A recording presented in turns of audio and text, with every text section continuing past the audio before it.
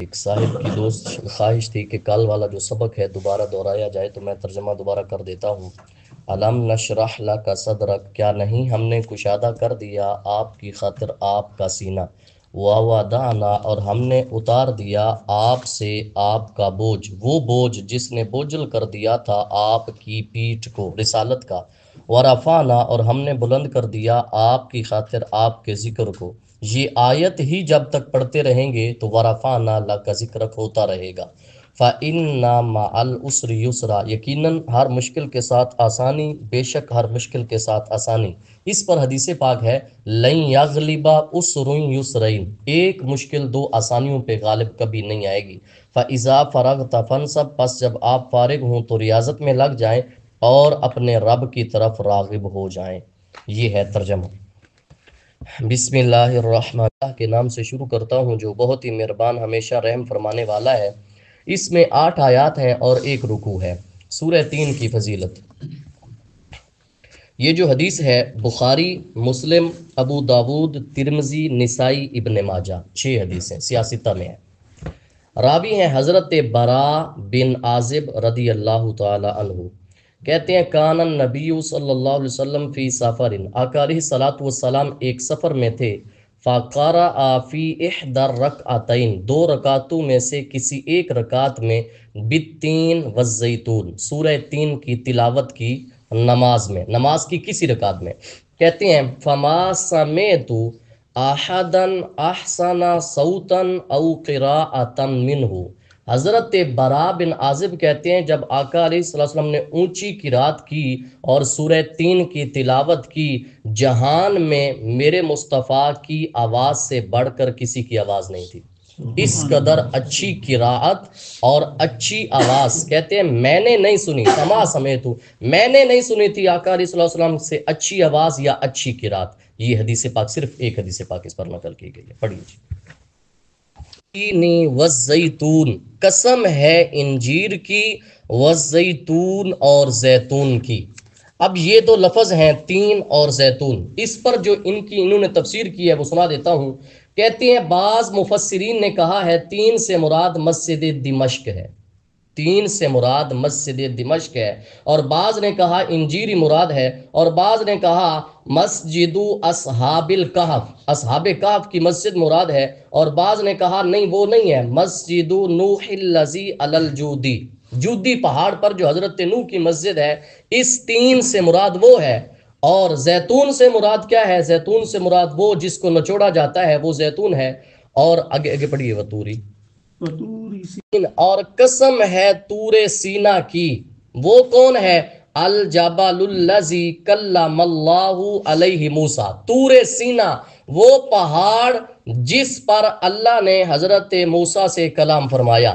اچھا، تین سے مراد اگر انجیر لیا جائے تو بھی فضیلت ہے، وہ فضیلت یہ ہے آقا علیہ الصلوۃ والسلام نے فرمایا انجیر کا پھل کھایا کرو، کیونکہ یہ اگر میں اس کو جنتی کہوں تو کہہ سکتا ہوں، کیوں کہہ سکتا ہوں؟ فرمایا جنت کے پھل میں گٹھلی نہیں ہوتی، انجیر میں گٹھلی نہیں ہوتی، اس لیے انجیر کا پھل کھایا کرو۔ ایک دوسرا ہے زیتون، آقا علیہ السلام نے فرمایا زیتون کی مسواک استعمال کیا کرو، یہ خوشبودار ہے، منہ کی بو زائل کرتی ہے، فرمایا یہ میری اور مجھ سے پہلے انبیاء کی مسواک ہے، زیتون مجھ سے پہلے اور میری انبیاء تمام کی مسواک ہے، لہٰذا زیتون کی مسواک کرنا سنت انبیاء ہے۔ وَطُورِ سِینِین، اور قسم ہے طور سینا کی۔ یہ 3 قسمیں ہو گئیں، چوتھی قسم وَهَٰذَا الْبَلَدِ الْأَمِینِ، اور اس شہر کی جو امن والے ہیں، تو وہ کون سا شہر ہے؟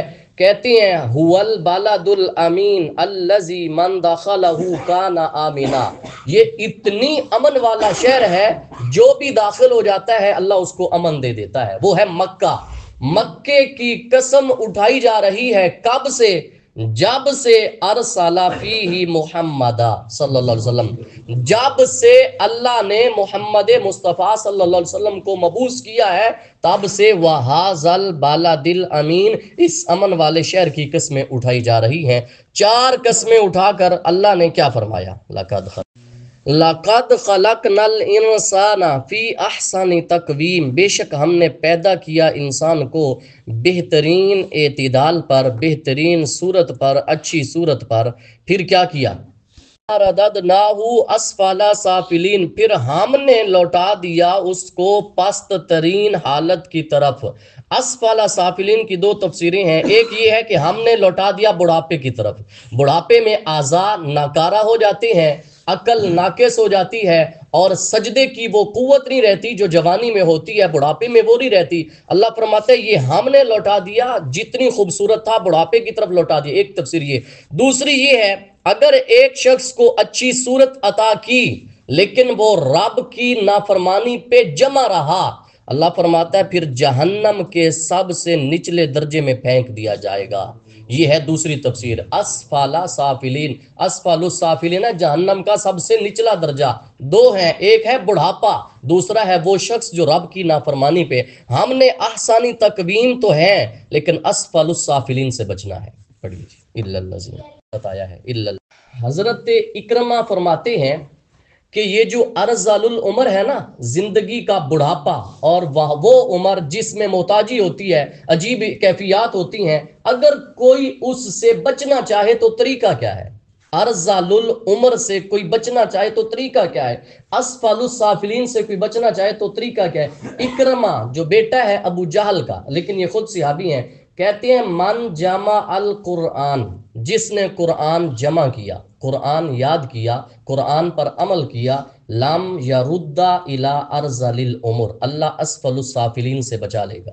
جس نے قرآن پر عمل کیا اسفل السافلین سے بچ گیا۔ یہ وظیفہ صحابہ نے بتایا ہے۔ الا الذین آمنوا، بجز ان کے جو ایمان لائے، وعملوا الصالحات، اور عمل کرتے رہے نیک، فَلَهُمْ أَجْرٌ، ان کے لیے ایسا اجر غیر ممنون، ختم ہونے والا ہے ہی نہیں۔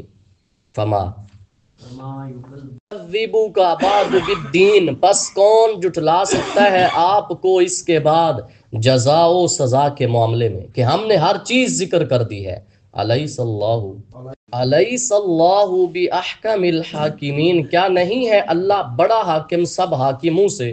جب بھی قرآن کی یہ آیت پڑھی جائے الیس اللہ بِأَحْكَمِ الْحَاكِمِينَ، حضرت ابو ہریرہ راوی ہیں، فرمایا فَإِذَا قَرَأَ أَحَدُكُمْ وَالتِّينِ وَالزَّيْتُونِ، جب تم میں سے اس سورت کی تلاوت کرے اور پہنچے الیس اللہ بِأَحْكَمِ الْحَاكِمِينَ، تو وہ یہ پڑھے بلا وَأَنَا عَلَى ذَلِكَ مِنَ الشَّاهِدِينَ، یا اللہ میں گواہی دینے والوں میں سے ہوں کہ سب حاکموں سے بڑا حاکم تو ہے۔ میں گواہی دیتا ہوں سب حاکموں سے بڑا حاکم تو ہے۔ کہنا کیا ہے؟ آنا علی ذالک من الشاہدین، آنا میں علی ذالک اس پر من الشاہدین گواہی دینے والوں میں سے ہوں۔ اب اسفل السافلین سے بچنے کا طریقہ، بچ وہ گئے الا الذین آمنوا وعملوا الصالحات، اور آگے سورہ اثر میں آتا ہے وتواصوا بالحق وتواصوا بالصبر، اور سورہ اپنا جو ہے مؤمنون کے اندر آتا ہے قد افلح المؤمنون الذین هم فی صلاتهم خاشعون، اور وہیں آتا ہے وعلی ربہم یتوکلون، جو اپنے رب پر کامل توکل کرتے ہیں۔ یہ بہت ساری صفات ہیں متقین کی اور ان لوگوں کی جو اسفل السافلین سے بچنے کے طریقے اللہ نے بتائے ہیں۔ لہٰذا ہم سب گواہی دیتے ہیں یا اللہ تو سب حاکموں سے بڑا حاکم ہے۔ دعا ہے اللہ تعالی ہم سب کو کی توفیق عطا